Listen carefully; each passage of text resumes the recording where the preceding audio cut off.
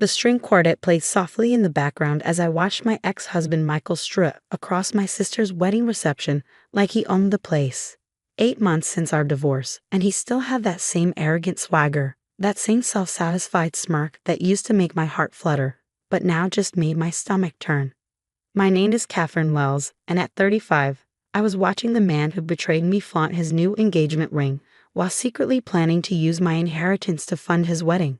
The irony would have been laughable if it hadn't made me so angry. "You're staring," my sister Rachel whispered, appearing beside me in her wedding dress. "Don't let him ruin my day." I forced a smile. "Sorry, I just can't believe you invited him."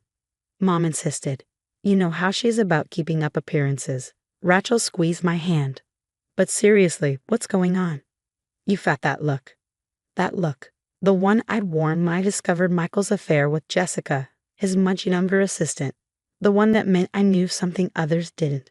"He thinks he's clever," I said quietly, watching Michael pour champagne for Jessica, who was practically draped over him. "He thinks he's won." 2 weeks ago, I'd received a call from my bank about suspicious activity on the account holding my inheritance from Grandma Rose. The beach house in Martha's Vineyard had been in our family for generations, and when Grandma passed last year, she left it to me along with a significant sum to maintain it. The banker's voice had been concerned.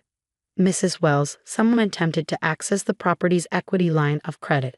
We blocked it since you're the sole owner, but I thought you should know." I knew immediately who was behind it. Michael had always coveted that house, always talked about what he'd do with it if it were his. During our marriage, he tried repeatedly to convince me to add his name to the deed. "It's just practical," he'd say. "What if something happens to you?" But Grandma Rose had been explicit in her will. The house was mine alone, never to be included in any marital assets. She'd seen something in Michael that I'd been too blind to notice. Now, watching him whisper something in Jessica's ear that made her giggle, I thought about the documentation I'd gathered. The traced attempts to access my accounts. The forged signatures. The emails I'd recovered showing his plans to use my inheritance to fund his dream wedding to Jessica. He thought he was being subtle. But subtlety had never been Michael's strong suit. That's how I'd caught him with Jessica in the first place. Lipstick on his collar like some cliché from a bad movie. "Katie." His voice boomed across the reception hall, making me wince. Only he had ever called me Katie, even after I'd asked him not to. "Come meet some people." I plastered on my best society smile and walked over.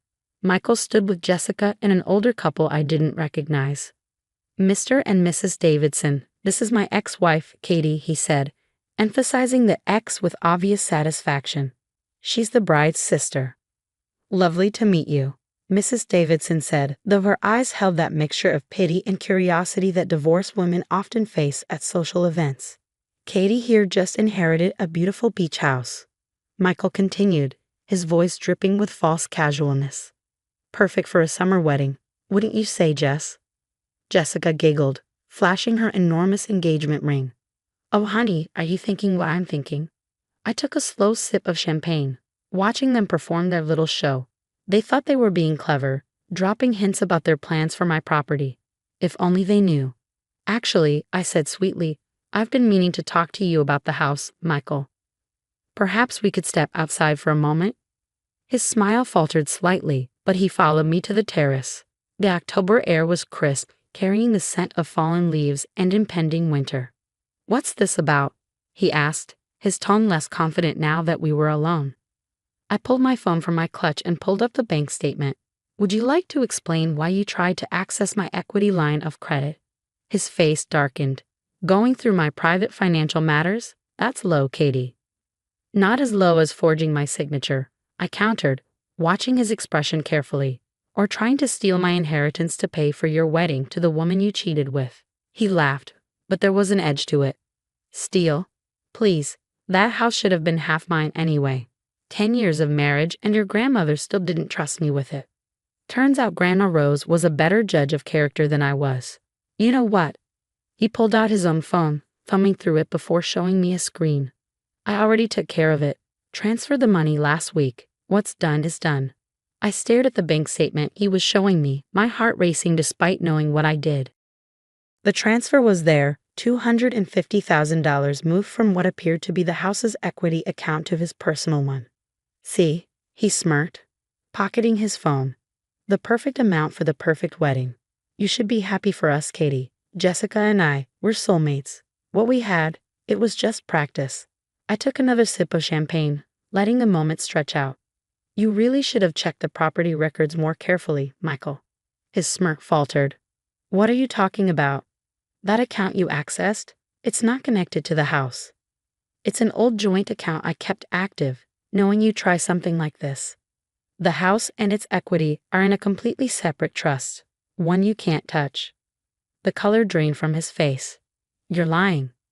Am I? Check the county records. Better yet, check with your bank on Monday. That transfer you're so proud of? It's going to bounce. Hard. You set me up, he whispered, realization dawning.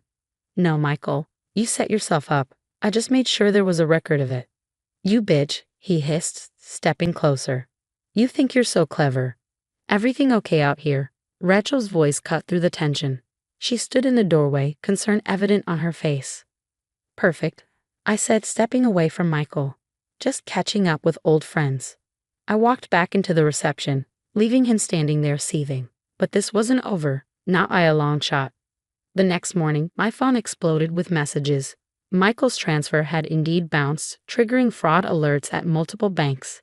His attempt to access my equity line had been flagged as attempted mortgage fraud.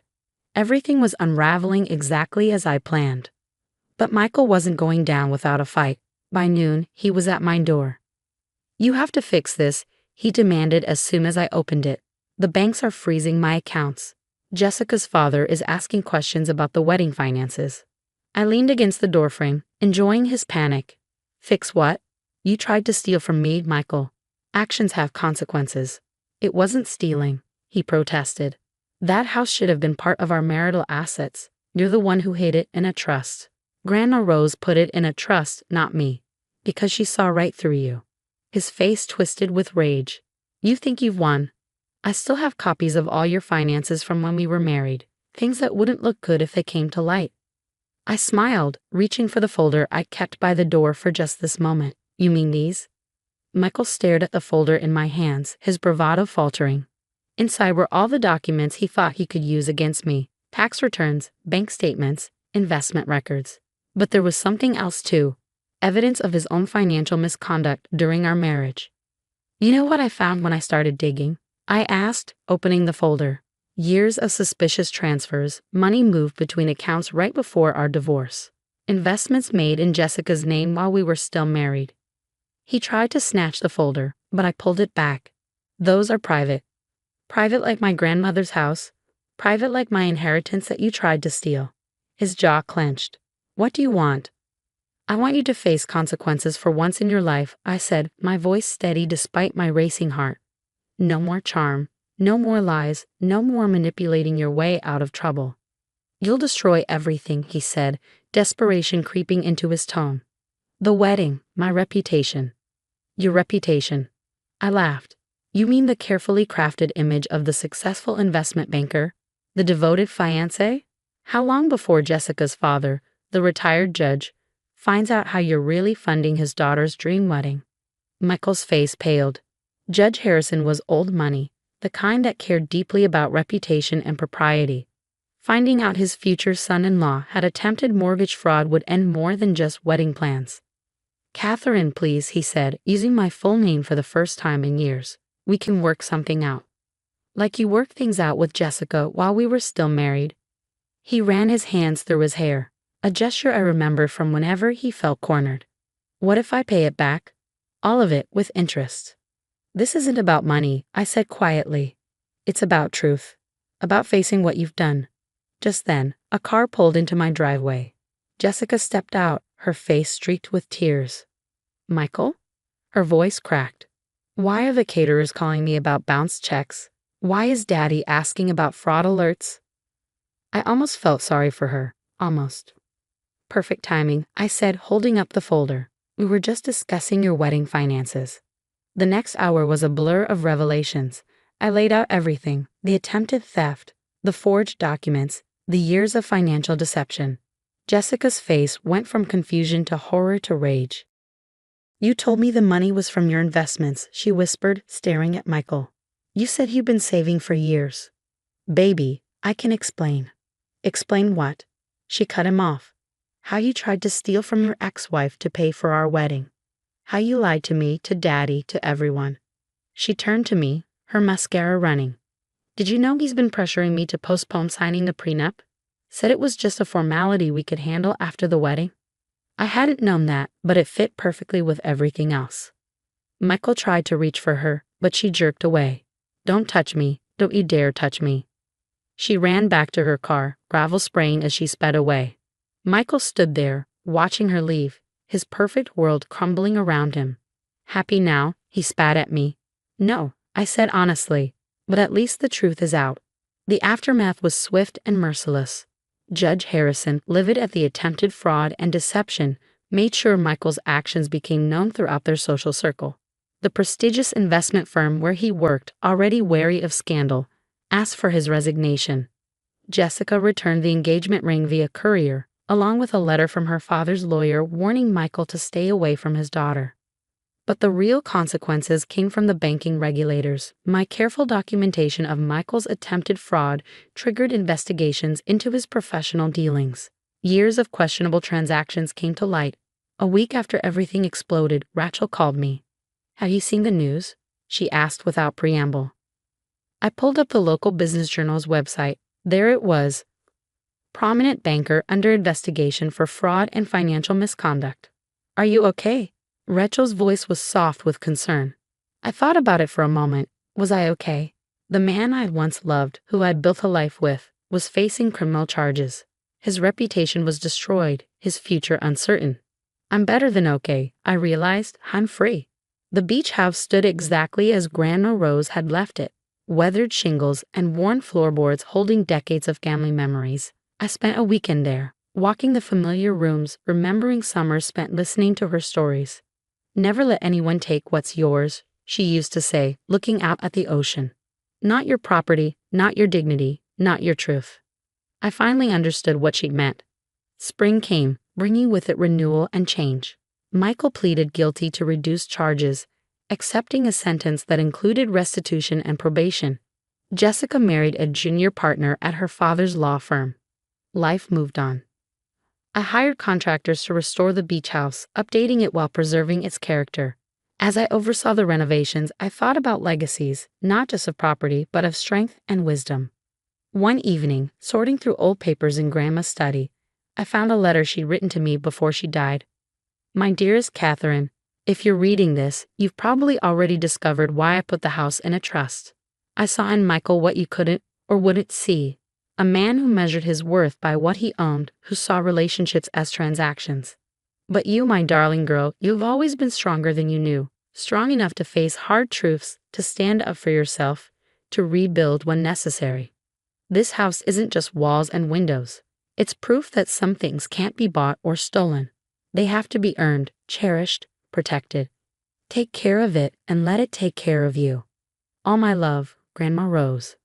I wiped away tears, folding the letter carefully. She had known, maybe not the specifics, but she had known what might come. That summer, I hosted a family reunion at the beach house. Rachel brought her new baby, cousins flew in from across the country, and for the first time in years, the old rooms rang with laughter and love. Standing on the porch watching the sunset, Rachel joined me with her sleeping daughter in her arms.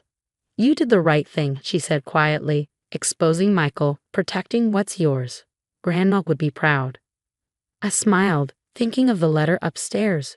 She already was. The waves crashed against the shore, constant and unchanging. Like the truth, I thought. You can try to hide it, deny it, run from it, but eventually it finds its way to the surface. Michael had tried to take what wasn't his, thinking money and charm could buy anything. But some things, integrity, justice, self-respect, those have to be earned.